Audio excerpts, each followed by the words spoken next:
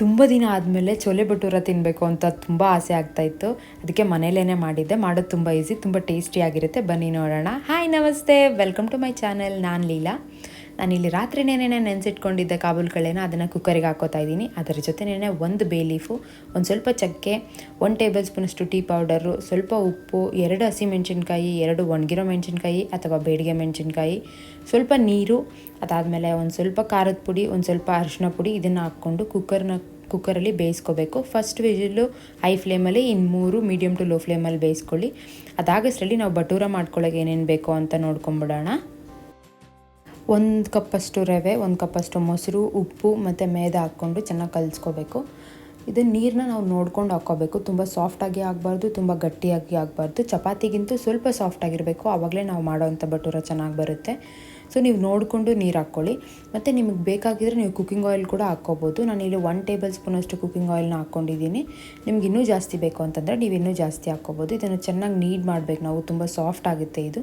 ನೋಡಿ, ಈ ಥರ ಸಾಫ್ಟ್ ಆದಮೇಲೆ ಇದನ್ನು ಒಂದು ಬಟ್ಲಲ್ಲಿಟ್ಟು ನಾವು ಯಾವುದಾದ್ರೂ ಒಂದು ಕಾಟನ್ ಬಟ್ಟೆನೋ ಏನಾದರೂ ತೊಗೊಂಡು ಅದನ್ನು ಕ್ಲೋಸ್ ಮಾಡಿ 3 ರಿಂದ 4 ಗಂಟೆಯಷ್ಟು ಅದನ್ನು ರೆಸ್ಟ್ ಮಾಡೋಕ್ಕೆ ಬಿಡಬೇಕು. ಆವಾಗಲೇ ನಾವು ಮಾಡೋವಂಥ ಭಟೂರ ತುಂಬ ಚೆನ್ನಾಗಿ ಪಫ್ ಆಗುತ್ತೆ, ತುಂಬ ಚೆನ್ನಾಗಿ ಬರುತ್ತೆ.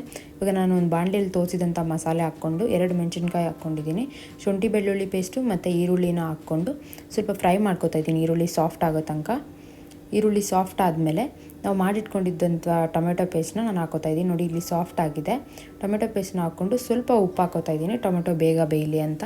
ಇವಾಗ ನಾವು ಒಂದು ಮಸಾಲ ರೆಡಿ ಮಾಡ್ಕೋಬೇಕು. ಅದಕ್ಕೆ ನಾನು ಮೊಸರಲ್ಲಿ ಅರಿಶಿನ, ಖಾರದ ಪುಡಿ, ಧನಿಯಾ ಪುಡಿ ಇವೆರಡನ್ನೆಲ್ಲ ಹಾಕ್ಕೊಂಡು ಚೆನ್ನಾಗಿ ಮಿಕ್ಸ್ ಮಾಡ್ಕೋತೀನಿ. ಟೊಮೆಟೊ ಸಾಫ್ಟ್ ಆಗಿದೆ ಅಲ್ಲ, ಇವಾಗ ನಾವು ಮಾಡಿಟ್ಕೊಂಡಿದ್ದಂಥ ಮಸಾಲ ಪೇಸ್ಟ್ನ ಇಲ್ಲಿ ಹಾಕ್ಕೋತಾ ಇದ್ದೀನಿ.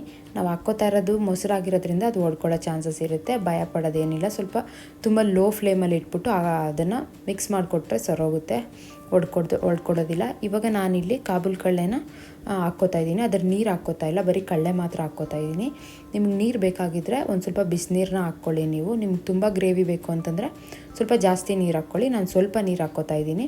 ಅದರ ಜೊತೆನೇ ನಾನು ಸ್ವಲ್ಪ ಪೆಪ್ಪರು ಮತ್ತು ಸ್ವಲ್ಪ ಟೇಸ್ಟಿಗೆ ಎಷ್ಟು ಬೇಕೋ ಅಷ್ಟನ್ನು ಸಾಲ್ಟ್ ಹಾಕ್ಕೊಂಡು ಕುದಿಯೋಕೆ ಬಿಡ್ತಾಯಿದ್ದೀನಿ. ಇದೆಲ್ಲ ಚೆನ್ನಾಗಿ ಕುದ್ಮೇಲೆ ಸ್ವಲ್ಪ ಗರಂ ಮಸಾಲ ಹಾಕ್ಕೊಂಡು ಕೊರಿಯಾಂಡರ್ ಹಾಕ್ಕೊಂಡ್ರೆ ನಮ್ಮ ಚೋಲೆ ರೆಡಿ ಆಗಿದೆ. ತುಂಬ ಟೇಸ್ಟಿಯಾಗಿರುತ್ತೆ. ಕನ್ಸಿಸ್ಟೆನ್ಸಿ ನೀವು ನೋಡ್ಕೊಂಡು ಹಾಕ್ಕೊಳ್ಳಿ. ನಾನು ಸ್ವಲ್ಪ ತಿಕ್ಕಾಗಿದೆ. ನಿಮ್ಗೆ ಇನ್ನೂ ಸ್ವಲ್ಪ ಗ್ರೇವಿ ಬೇಕು ಅಂತಂದರೆ ನೀವು ಇನ್ನೂ ಸ್ವಲ್ಪ ಬಿಸಿನೀರನ್ನ ಹಾಕ್ಕೊಂಡು ಅದನ್ನು ಸ್ವಲ್ಪ ಬಾಯ್ಲ್ ಮಾಡಿಕೊಂಡ್ರೆ ಕುದಿಯೋವರೆಗೂ ಬಂದರೆ ಸಾಕು. ಇವಾಗ ನೋಡಿ, ಒಂದು 3 ರಿಂದ 4 ಅವರ್ ಆಗಿದೆ. ನಾನು ಕೈಯಲ್ಲೇ ಮಾಡ್ಕೋತಾ ಇದ್ದೀನಿ. ಇದು ತುಂಬ ತೆಳ್ಳಗೂ ಇರಬಾರ್ದು, ತುಂಬ ಜಾಸ್ತಿ ತಿಕ್ಕಾಗೂ ಇರಬಾರ್ದು, ಮೀಡಿಯಮ್ ಆಗಿರಬೇಕು. ಪೂರಿಗೆ ಮಾಡ್ತೀವಲ್ಲ, ಸೇಮ್ ಅದೇ ಥರನೇ. ಇವಾಗ ನಾನು ಕಾದಿರೋ ಎಣ್ಣೆಯಲ್ಲಿ ಇದನ್ನು ಹಾಕ್ಕೋತಾ ಇದ್ದೀನಿ. ಅದು ಪಫ್ ಬರೋ ತನಕ ನೀವು ಅದನ್ನು ತಿರ್ಸೋಕೆ ಹೋಗಬೇಡಿ, ಅದು ಚೆನ್ನಾಗಿ ಪಫ್ ಆಗಲಿ. ಸೇಮ್ ಪುರಿ ಹೇಗೆ ಮಾಡ್ತೀವೋ ಅದೇ ಥರನೇ. ಒಂದು ಕಡೆ ಅದು ಪಫ್ ಆಗಿದ್ದಾದಮೇಲೆ ನಾವು ಇನ್ನೊಂದು ಕಡೆ ಅದನ್ನು ಟರ್ನ್ ಮಾಡಿ ಬ್ರೌನ್ ಆಗೋ ತನಕ ಅದನ್ನು ಬೇಯಿಸ್ಕೋಬೇಕು. ನೋಡಿ, ತುಂಬ ಚೆನ್ನಾಗಿ ಬರುತ್ತೆ. ನಾನಿಲ್ಲಿ ಸೈಜು ತುಂಬ ಚಿಕ್ಕದಾಗಿ ಮಾಡಿದ್ದೀನಿ. ನಿಮಗೆ ಹೋಟೆಲ್ ಥರನೇ ದಪ್ಪದಾಗಿ ಬೇಕು, ತುಂಬ ಅಗಲವಾಗಿ ಬೇಕು ಅಂತಂದರೆ ನೀವು ಮಾಡ್ಕೋಬೋದು. ಅಂದರೆ 3 to 4 ಅವರ್ಸ್ ಅದು ರೆಸ್ಟ್ ಆಗಲೇಬೇಕು, ಆವಾಗಲೇ ಚೆನ್ನಾಗಿ ಬರುತ್ತೆ. ನೋಡಿ, ತುಂಬ ಚೆನ್ನಾಗಿ ಬಂದಿದೆ, ಪಫ್ ಆಗಿದೆ.